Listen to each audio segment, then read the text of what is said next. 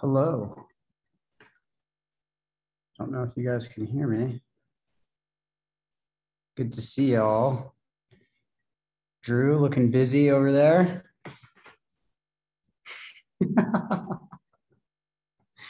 Nice. Cool. Well, it's Monday, so that means we do not have a structured call planned. So I'm hoping for, more of a roundtable kind of discussion with, some of you guys, some of the other coaches too, whomever is available to chat and maybe not at work or something.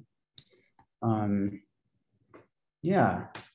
think I'm a little flustered because we lost power for most of the afternoon and finally just got it back on, which was a bit of a process to get the internet back up.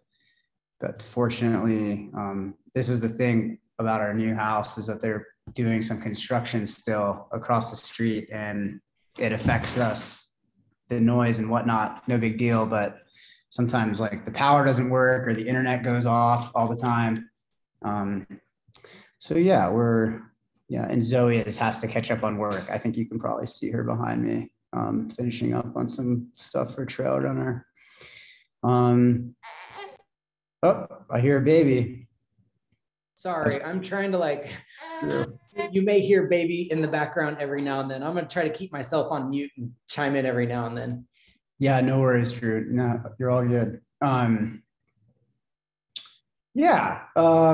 Gosh, I mean, so many things are on my mind right now when it comes to running and training. I wasn't very successful in taking a lot of time off on Saturday because I ended up doing some work that I wanted to do for a while. That'll hopefully end up leading to some good blog posts on the website that you guys will all find. Really, really helpful. But I'm kind of looking over some of the key things that I was writing about over the weekend. I guess at least for me, and I hope maybe for you guys, a couple of these things will really kind of come to mind. A big thing that I was thinking about this weekend in my own training was just this concept that you really can't rush the process. And when I think about that and kind of what that really means to me, not rushing the process, that means really taking your time to build towards goals that matter to you. And it also means, a lot of things are happening in the background and you're not aware of that. You go out on your run, it doesn't feel great, or it kind of feels the same as last week and the week before and the week before. Things feel a little grindy and you just don't realize it. But there's a lot happening behind the scenes at a cellular level. There are adaptations taking place that will help eventually lead to, really tangible and noticeable breakthroughs. But those things only happen in their own time when they're ready to happen. And I think something that I've been, I've seen in my own training, I've seen with a lot of other athletes, is that there's always, kind of this rush to make it all happen now, make it all happen today, whether it's running, that 100-miler that you've always dreamed about, or just improving as a runner. And the fact of the matter is that we can't rush these processes. They happen in their own time. And so something that I've really been thinking about is how do I kind of remain really grounded in the training process, even when it feels like, I might be on a training plateau or I haven't had a breakthrough for a while, or, in terms of the way that my summer's gone for me personally as an athlete. I had 2 races that were really challenging, didn't feel great. And then the 3rd race at Telluride went really well. And so running is a bit like that. And the thing about running is if you rush, where you get a little too hasty, a little impatient, maybe you have a race that doesn't go well, So you want to train harder afterwards to kind of compensate that, to try to force something to happen. And that's when we get into trouble, because there's so many impact forces in running. It's highly impactful. That means there's actual literal damage that happens to your musculoskeletal system, happens to your bones, your muscles, your tendons, every single time you go out and run. So when you rush these things, the chance for injury goes up. So when I think about not rushing the process, which I think could be a really great mantra, just reiterating to yourself, don't rush the process. Don't rush the process. It means getting really, really comfortable, doing 10 or 15 minutes of work a week, in terms of like time at intensity, and really, really, really keeping your easy runs truly easy. We often, all of us kind of are susceptible to falling prey to that, like, I need to do more mentality.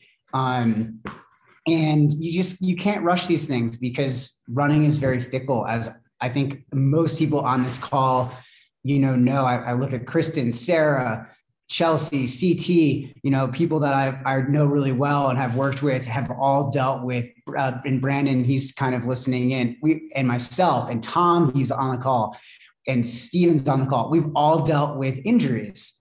And if you rush the process, you're a lot more likely to sustain injuries, which sets you back, which keep you from being consistent.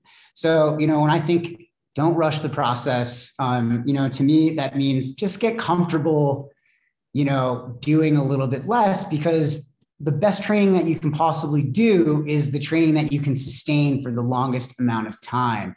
And so generally speaking, that means we're not riding kind of the extremes of the training process. We're trying to stay in the middle.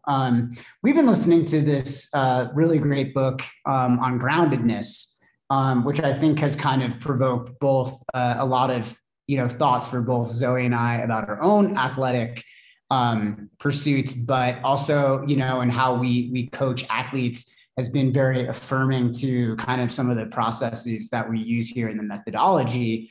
And there was one part in this book that really stood out to me, that we were even listening to that last night or the night before bed. But the author, noted that it's better to end your workout earlier than to consistently push yourself to do more in each workout. And that really kind of hit the nail on the head for me, because when I, as a coach, prescribe workouts, I often think, what is the most this athlete can handle today, based on where they're at? And then I take that idea based on their history and I dial it back by several minutes of intensity for every single workout I prescribe, because the idea isn't to go to the point of fatigue, to like failure on these runs, especially on your Wednesday workouts. Like a big thing that I see is like when an athlete can't run their 2 to 3 mile cool down after doing their workout, big indicator they went way too hard in their workout. And that's something that we really want to avoid. So often I help athletes avoid that by thinking, all right, where is this athlete now? And then let me dial that back just a little bit. And that tends to make the training a lot more sustainable. Yeah, CT, The Practice of Groundedness, that's the book. Really, really good book. I would consider it required reading for every athlete, not just runners. Something it makes me think of is there's a certain type of athlete that when you give them 4 hill strides, they see it as a challenge to do 5 or 6, when in fact we do give you 4 on purpose. And it's not because we think you're weak and you'll explode if you do 5 or 6. It's because the type of person who typically sees 4 and thinks it's a challenge to do 5 or 6 is typically not the most consistent athlete over time, and typically isn't even the most successful athlete over time. When I think of the athletes that tend to do best in terms of both their short and long-term goals, it's the person who does what they're prescribed and says, awesome, I am enough. I don't need to do extra reps to prove something. I don't feel like I have to, cram extra training in because I have confidence that I'll be able to train for longer periods of time, and don't feel like I have to constantly be trying to get ahead or catch up because I'm confident in where I am right now. I'm curious, and you guys can use the chat box, but coaches, athletes on the call, have any of you guys felt susceptible to, that feeling of like, yeah, I should be doing more, and not been confident with your, the training plan that you have in front of you? I would love to just, get vulnerable. If that's been you, it's been me. It's been me before. Guilty. I've totally done it. I've never added on to my workouts before, but yeah. I've had added additional days of running in my, or like an extra mile, or like, when you get a range, I think it takes a lot of discipline. Like if you're given 8 to 10 miles, like I think, I had one time where it was a real mental battle for me to convince myself, like, you don't feel that great. Doing 10 miles today is actually way less productive than just stopping at 7 or 8. Like doing more shitty work is not time and energy well spent. You're just doing more shitty work. Yeah, I know. But even though I think that we see kind of, and it's really celebrated in different kind of outlets, especially in endurance sports, it's really celebrated the athlete who pushes through at all costs, the athlete who trains to failure every day, that kind of outlier athlete. And I can name some people, but I won't. But, we all know what. Yeah, David Goggins obviously comes to mind for everybody, right? Really celebrated as this athlete who pushes beyond his own limits, but to the detriment of his own mental and physical health, possibly as a result of the fact that he hasn't unpacked some underlying mental health things that may be going on. And so it's really challenging when you have a team of 220 or 30 athletes with 4 different coaches, 5 different coaches, and everybody, all those people are susceptible to that. I'm susceptible to it. Kristen is, Tom, Chelsea, like everybody, we're all humans, right? Like we think more is better. And running is a tough sport because more equals more impact forces equals more risk for injury. And we're always trying to mitigate that because the best training is the training you can sustain for the longest period of time, not the best training you can sustain this week or today. It's the most training you can string together over many weeks and months. And so, something that, Zoe and I are talking about all the time is like, how do we like really learn from the mistakes we've made in the past training wise? How do you take that knowledge and put it into action? One of those things we talked about on the last call, wrote about in the newsletter, deep thinking. Super, super important to process things before you write them down. You can use a journal separate to your training log to help you process, but really important to go through a process of processing. Deep thinking is the way to do that. And you can use that. Well, you can use that to think about some of maybe your past habits, and kind of the mental framework in which you use to, support yourself through maybe doing a little bit too much, or to help you say, yes, I know I shouldn't be doing too much right now, but I'm going to do it anyways for these reasons. It can be really important to unpack that kind of information, kind of dive towards the root causes of that. If it's like, I'm not feeling like I'm enough, and if I do more, that makes me feel more like an athlete. That makes me feel, stronger. That makes me feel more similar to maybe I'm comparing myself to some other athletes using some incorrect reference points.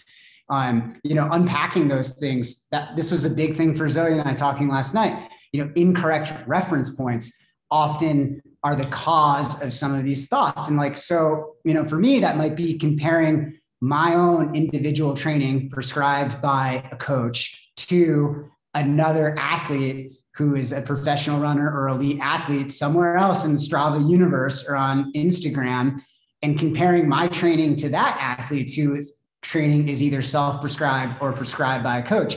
And that's an incorrect reference point, because you are not the same person as that person. I am not the same as any number of other athletes.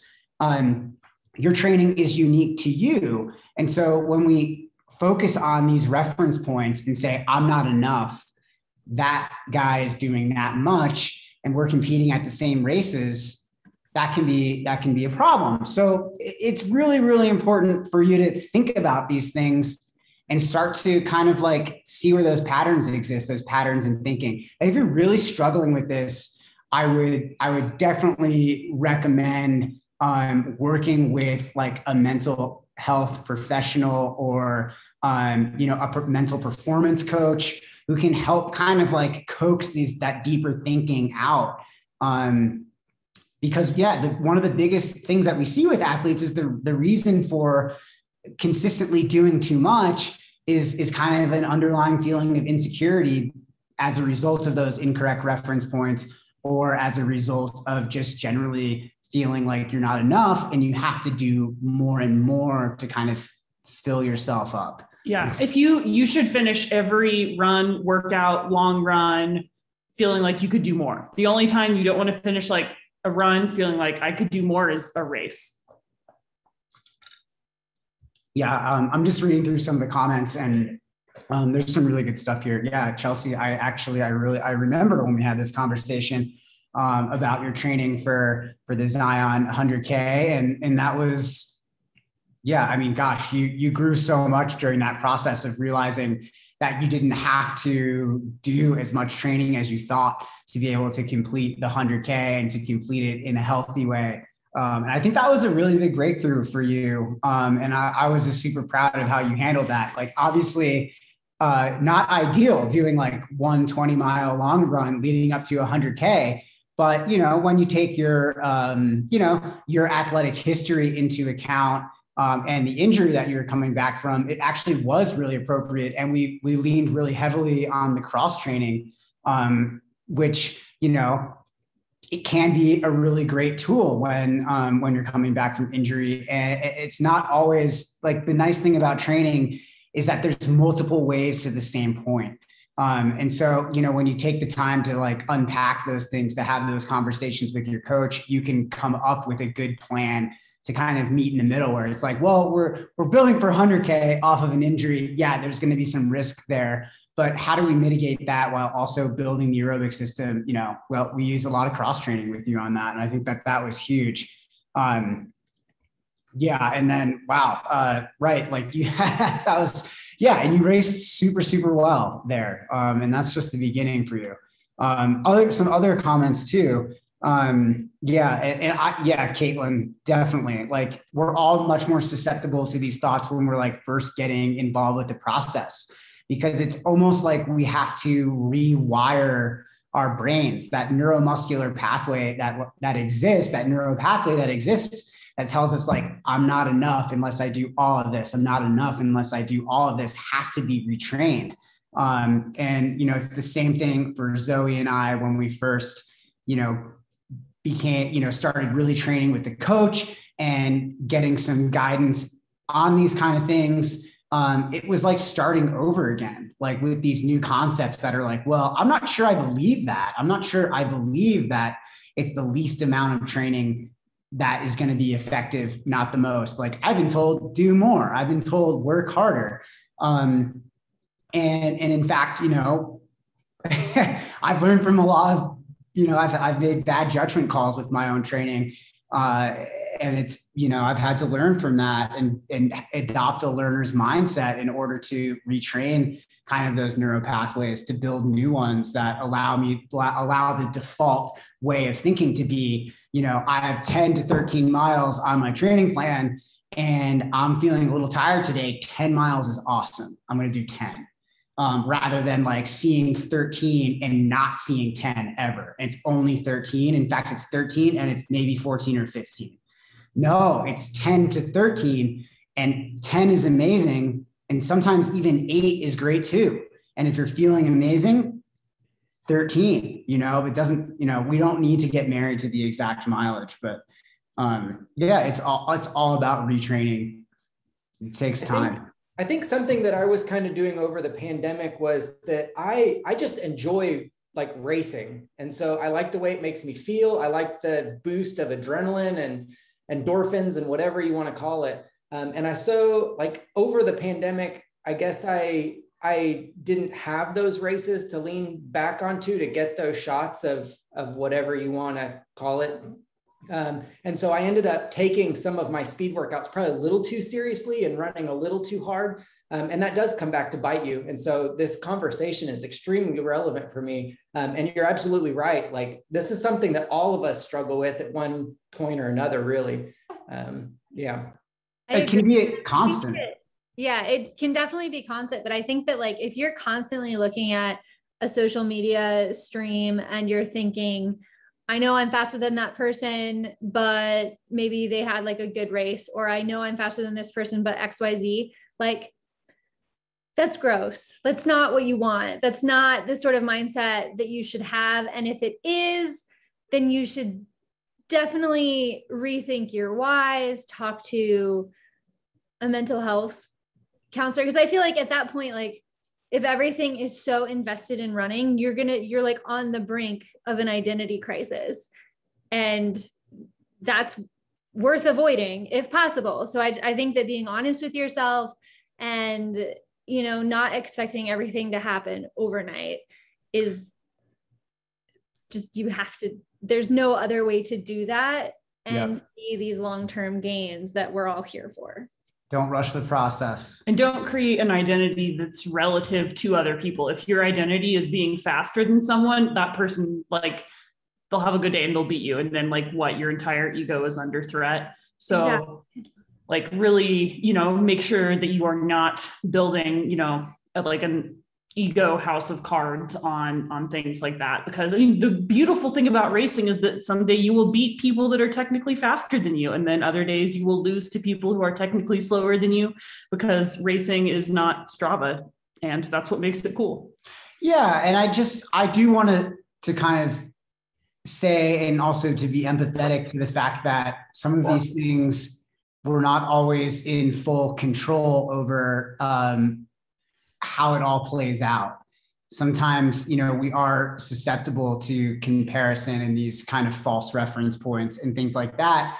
And that isn't a narrative that we're like fully aware of in the moment. It's just something that happens as a result of the training and all of this external stimulus that we get, through Instagram, through the news, through all these other outlets that influence us in our subconscious. And then all of a sudden, oh my God, I'm over-identifying with doing too much in training, and training is all I have. And, you end up there and you're not aware sometimes that how the journey gets you there. And so, if you find yourself in that place, you have to be gentle with yourself. And you can't be critical of yourself in that moment. You really, and I do feel like sometimes we talk about these things, it's like a hard don't compare yourself to other people. Don't, over-identify with running. Don't run your runs too hard.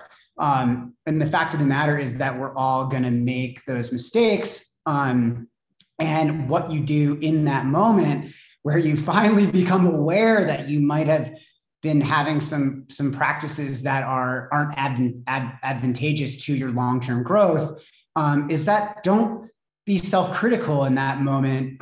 Be curious of kind of where that came from. Be willing to unpack that journey a little bit. And through that, and in doing so, make sure you're giving yourself grace and not being judgmental, knowing that you're a human being. These things are normal. But, through that process, you can really start to kind of learn more about who you are. You can really start to develop a stronger understanding of what your why is. Maybe you can start to develop a healthier connection to the running and set some boundaries even with your training. I think that's something that is super important when we're talking about identity in running, when we're talking about not rushing the process, is sometimes setting some good boundaries around how you address the training.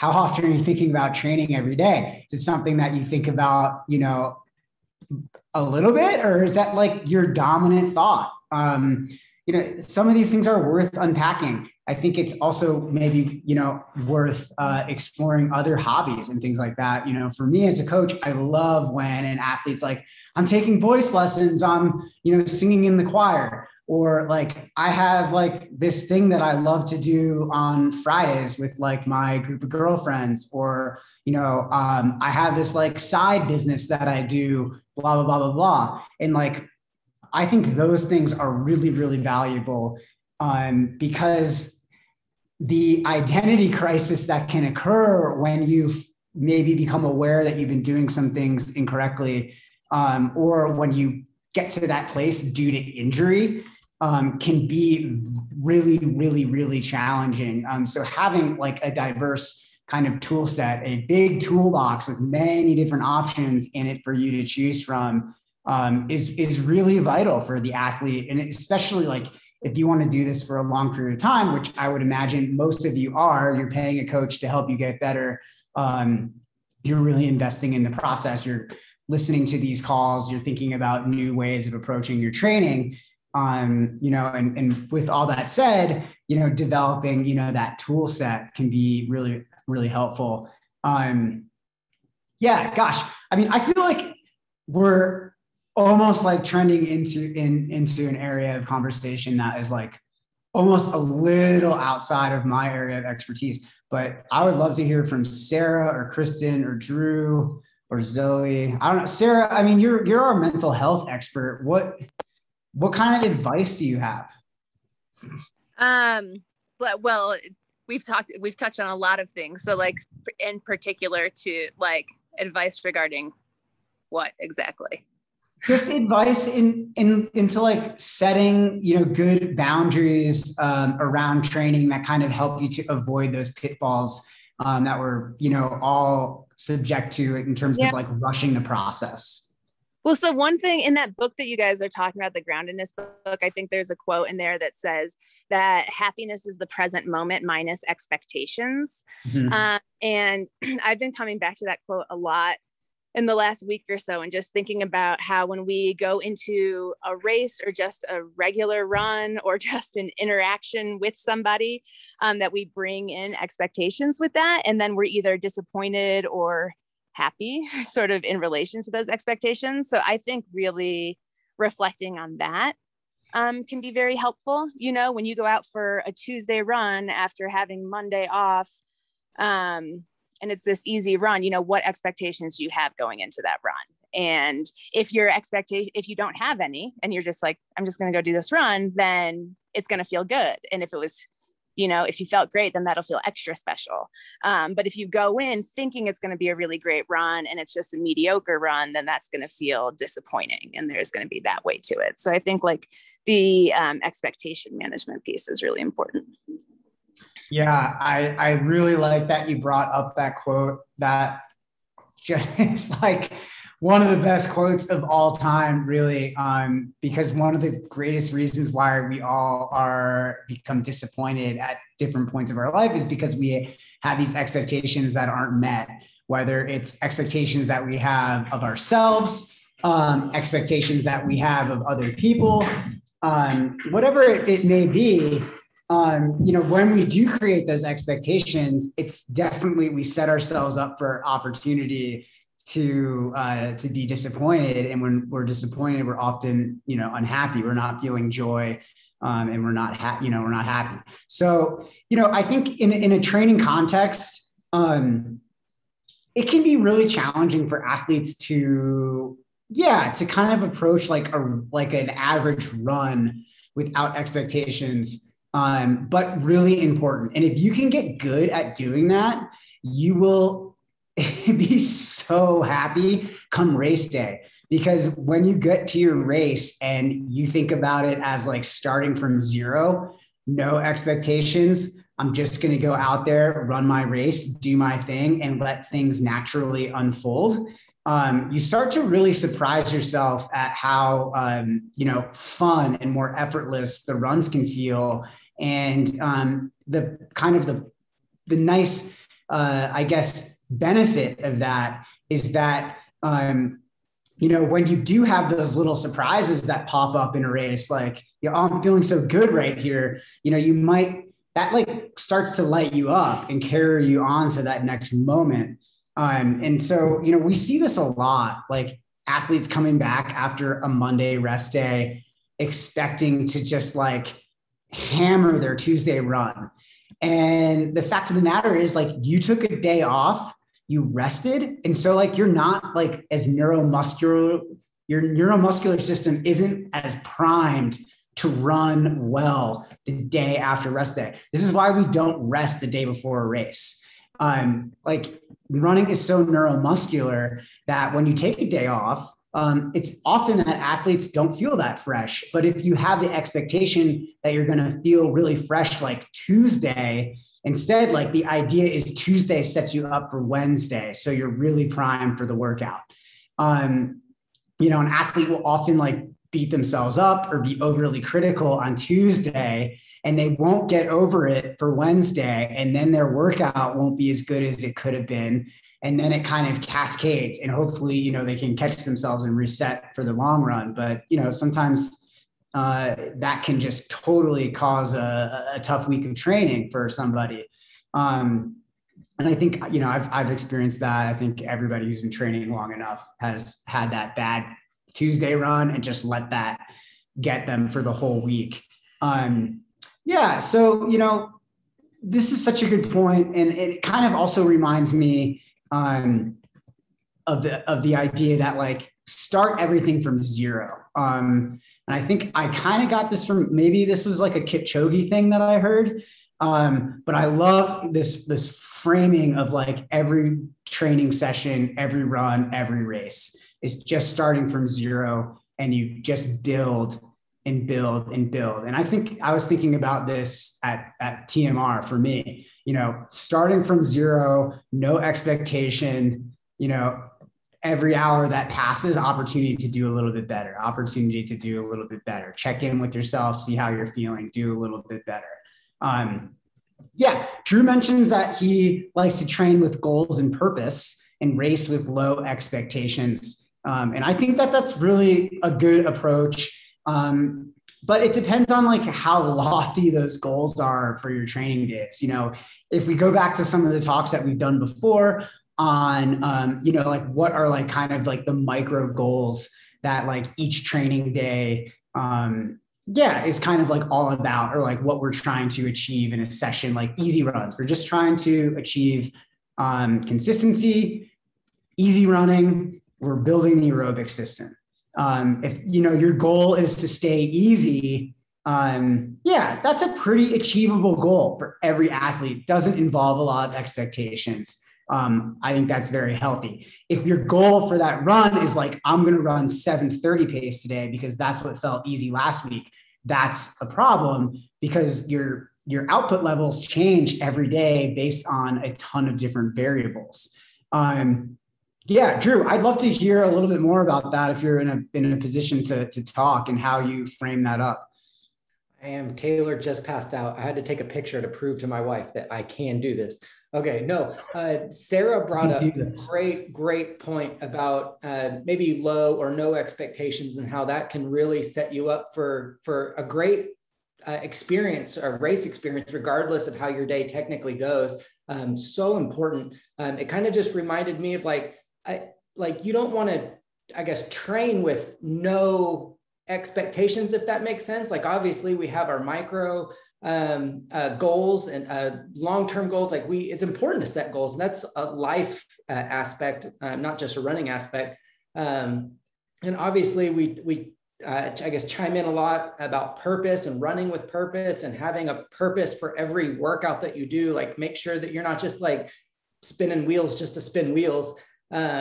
It's just, there's also like a lot, and this is a completely different subject, but a lot of stress that goes into it when you build up expectations so high that you get to race day and you are genuinely nervous and freaking out because you may, I guess, second guess yourself. You start to see that doubt creep in, that negative self-talk creep in.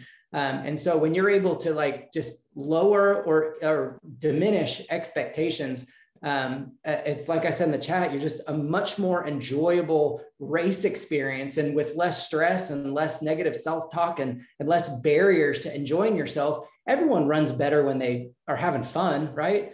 And so that's just kind of where my comment was grounded. Yeah, I really like that. Yeah, Sarah, does this bring anything else up for you? Yeah, well, what you were saying about like starting at 0 each day, like I always like to think about, anxiety lives in like the past and the future, right? When we are thinking about how poorly something went or beating ourselves up about something we've done, or when we're worried about something that we can't control. So anything that we can do to bring ourselves to the present moment and focus on something actionable in this moment. And if there's not an actionable thing in this moment, then that gives us permission to not worry about it because we can't do anything about it, right? And so that sort of was what came to mind for me when you were talking about like that we're back to 0. It's like, yeah, like what can I do with this run to make, get the most out of this workout? What can I control right now? And the rest of it, I'm not going to worry about because I can't do anything about it. So always getting back to that actionable. I love that, Sarah. And this is going to be super nerdy, but there's a Harry Potter quote about how worrying makes you suffer twice. Like, don't quote me. That's obviously not verbatim, the quote, but it talks about how there's no point in worrying because you're forcing yourself to suffer twice when there's really like, you have no control over the issue. So you just need to chill. I like that, but it's hard to always adopt that mindset. And I think, there's always this conflict between like, okay, how do I have these goals? Like goals are really great. They're kind of guideposts for, the training track for life, for moving from point A to point B. How do I have these goals, but hold them loosely, keep them flexible, but also, use them to motivate, to work, towards something, to try to improve, whether it's in training or in life and self-improvement, whatever it might be. How do I have these goals, but like also, stay present, stay grounded, and I really like this topic personally, because the answer for me to that question is you need to spend time in meditation. You need to spend time grounding yourself in your breath in the present moment. Without that, it can be much easier to live in the past or to be living in the future. And you're kind of missing kind of the beauty of the now moment, which is, to be honest, when you race from 0, when you run from 0, what you're doing is you're setting yourself up to be really present. And when you're really present and you're experiencing things as they are unfolding right in front of you, that's when you're going to feel the best. You're going to feel the most joy. You're going to be like, damn, my legs are allowing me to move this well. And look how beautiful it is out there. And like, what an opportunity it is to like suffer on this hill climb or to do these strides. Instead of being like, I wish this was over. This sucks. My legs are heavy. They don't feel as good as they should. Or any of those kind of like thoughts that can creep in. And there's a heck of a lot of them. So yeah, and I always tell my athletes, spend a little bit of time, start with 5 minutes, Headspace app, whatever it is, but a consistent meditation routine really will help you attune yourself to the present moment. And when you take that kind of that groundedness that you can get from doing that into your training and your racing, you're often a lot more accepting of sometimes runs don't feel good and you're able to better move on. You're also better able to just sit and be like, all right, this is okay. Like I can have a bad day, no big deal. Or like, today didn't feel good, but darn, I got a lot out of that. I find it also very helpful in adopting a learner's mindset. When you're more present, you tend to be a little less self-critical because you're not as much in the past, you're not as much in the future. There's not as much comparison happening. And through that, you're able to look a little bit more objectively at kind of what is happening. All right, I didn't, fuel as well today. Well, am I going to beat myself up for missing that gel? Or am I going to just be like, okay, tomorrow at 20 minutes in, I'm going to have that next gel. And, so I don't know if any of that makes sense to you guys. I always have a tough time talking about meditation and mindfulness, but, it's very clear from this book and from other readings that I've done that this stuff really does help. So if you want to, make progress in these areas, working on mindfulness and meditation is a really good method for getting there. Yeah. Cool. It's something else that I find really interesting. And kind of just to circle back a little bit to those feelings of not being enough, is that in the book, The Practice of Groundedness, there is a mention in there from Kipchoge, who is obviously, he's this like Zen-like running figure. If you guys don't know his story or his kind of the mindset he takes into racing, I would really encourage you to kind of take the dive into that, listen to some of the podcasts he's been on and whatnot. Really, really interesting and cool stuff from literally the best runner of all time. He never runs his workouts more than 80% of, or max 90% of his actual capacity.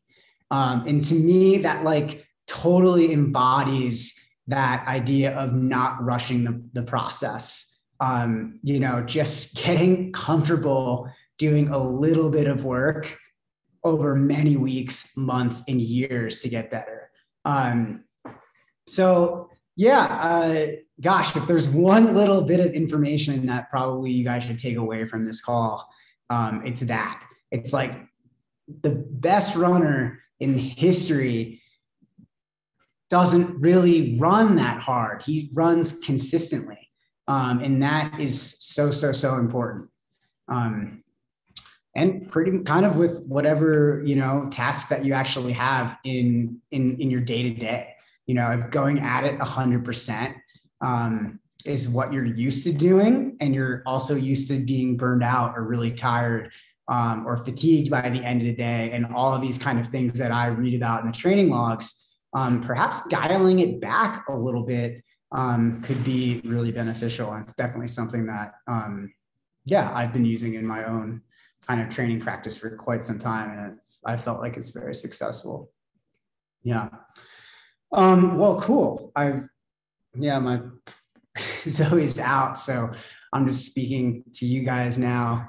I don't know if anything else has come to mind for you guys. I'd really love to hear from all of you, whether it's something that you've been struggling with that kind of fits this topic of discussion, or a tip that you might have for staying more present or managing your expectations.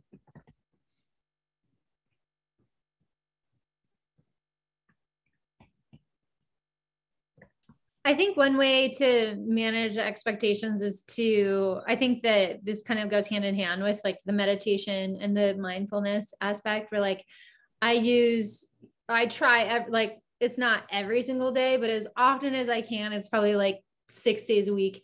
Just sitting down for 10 minutes and using the Sam Harris, like waking up app.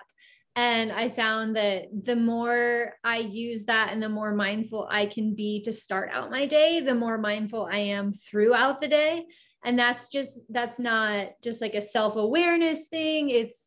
It sort of bleeds into everything throughout my day, from like watering the plants to taking care of the animals to being a friend to my training to everything. And I think that like, as someone who was recently pretty seriously injured, like being patient and trying to like do what you can with what you have, you have to start where you are sometimes. And if that means wiping the slate clean and having absolutely no expectations, then that's what you need to do.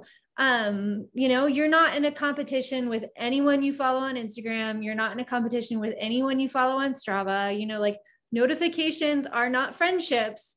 You can reach out and like have real conversations with people who care about you, and you can reach out and have hard conversations with people who care about you. And I think that just like holding yourself to like a lower expectation puts less pressure on you, and therefore like you're just happier in general because you're not constantly trying to meet the expectations of others. So I think that's a long-winded way of, you know, saying that like the expectations that you place on yourself should be more important than the expectations people put onto you. So just like treat yourself with compassion and love, because man, it's not every day that, you know, things go horribly wrong, but it's not every day that things go perfectly right. And there's always going to be a balance. So I think if you can be nice to yourself and you can be patient, good things will happen. Like there's no reason for them not to happen. So just be patient and be kind and keep your expectations low, because then your mind will always be blown. That's a good place. That's a good state of mind to be in, I feel like, you know, and that's, it just, again, it goes back to that like zero mentality. You know, you could just be blowing your own mind at how awesome you are 24/7. I mean, wouldn't that be a great way to live? You know, that might be a little bit like out of touch sometimes, or head in the clouds mentality, but I don't necessarily think there's anything wrong with that. And I think that it's really important, one, especially for a coach or somebody who is constantly helping other people to realize that, you know, the expectations that you put on yourself to spend time with many different people and kind of hold what they're going through and be present for that. Sometimes, you know, when you need to take space for yourself, you're inevitably going to be letting somebody else down, somebody who's checked in and is waiting your response, or at least in terms of, for me, it's like lately I'm getting so many athlete texts that I literally have to just put the phone away because it's crazy. And like there is just in no world where when you choose to do something that you won't be letting somebody else down. And so you have to, you know, maintain that balance. You can't expect yourself, kind of what I'm hearing from you, Kristen, is like that expectation that other people have of you, that you're always available. That's just not possible at all. And anybody who has that expectation maybe is coming from a place of lack of awareness of your time or my time or anybody else's. Absolutely. And I think, you know, I do, there are some good questions here about the why that I did want to address. But again, like, yeah, you're so right about that. And it's not always easy to live up to the expectations that you have of other people. And I think that sometimes the nice thing about this is that you can try to be like the kind of change you want to see out there and lower your expectations of other people. You know, I don't expect to get an instantaneous response via text from a friend that I text, or, you know, I don't expect to get emailed back from X, Y, or Z race director about my registration for a race this weekend right now, or like whatever things that you might, you know, have expectations about. Really, really important. Yeah, so there are some questions about struggling with the why. And gosh, I just want to say, if you're worried about not connecting with your why all the time, don't worry about that so much. It's okay to not be connected to your why on every time you go out and run. I certainly am not connected with my why every time I run. You know, you want to be connected with your why the majority of the time that you run. I think, especially when it comes to your bigger efforts, your longer efforts, because those goals that you choose really need to be deeply connected to who you are, kind of at your core, what your values are. If your goals are not connected to your why, to your value system, I would probably say they're not great goals for you, because you're going to be out there training a heck of a lot to accomplish these goals, it's a lot of time that can be very mentally and physically strenuous. So I would wonder, why would you be doing it if it wasn't something that was connected to you? And, runs that are tough, maybe you feel a little less connected, or maybe that's an opportunity to deepen the connection. And I think, at least for me, my why has changed over the years. It's not always been the same. Before I was a coach, my why was a lot different than my why is now that I'm a coach. And I think also, your why exists in like your career. It exists in your life as well. And it's okay when that why changes. But, I do want to say that if you are having a profoundly challenging time connecting with your why, it's very important for you to sit down and think about why that is. Spend some time journaling, not in your training log, journaling somewhere else, trying to process your thoughts and then convey processed thoughts to your coach or a professional who maybe can help you unpack some of those things. There are some really good comments here. Yeah, Sarah, Mental Training for Ultra Running is such an awesome book. Chris writes that for me, control is a big part of this dynamic in so many ways. I try to be in control in my life, in my training. Sometimes I even hear people say, if I did 10 miles, when coach said 8 to 10, at least I know I did everything I could have done. I have so many ways I try to beat back the reality that I can't control almost everything. Returning to awareness of this really helps me, but it certainly gets away from me sometimes. And it's really interesting. Really interesting stuff there, Chris, about control. And I think that definitely kind of circles back to what we were talking about before, what Sarah had been mentioning. Most of the things we can't control. We can control whether we're, what our expectations are. We can control how present we are. We can control, whether we did 8 or 10 miles, and whether what that choice was. We have some options, and they're basically, what's controllable is the actions that you take in response to the things that you take in throughout the day. You can't control other people. You can't control the environment and these other external situations. And that can be really challenging. But again, something that is really mentioned in the practice of groundedness is being okay with that and just trying to embody an acceptance of the things that you can't control. And I think it's a worthy thing to try to improve in those areas. I'm not sure if Sarah maybe has something, just about the idea of control here in the context of kind of your comment, Chris, that would be more helpful. Well, I guess, so when I was talking about, to manage sort of our anxiety, it can be helpful to get to the present moment and focus on things we can control, but that can really be taken to an extreme. So if you find yourself really struggling to let go of the controllables and wanting to control absolutely everything that you can, the best thing to do is really to push yourself away from that. So if it's the 8 to 10 and you are getting that 10 because you want to control that you are doing everything you possibly can in your training, and that's the only reason you're doing that 10, then challenging yourself to do the 8. And that's actually challenging. That's actually growth. And that's you asking yourself to grow as an athlete, just asking yourself to grow in a different way than you would ask yourself if you were pushing for that 10.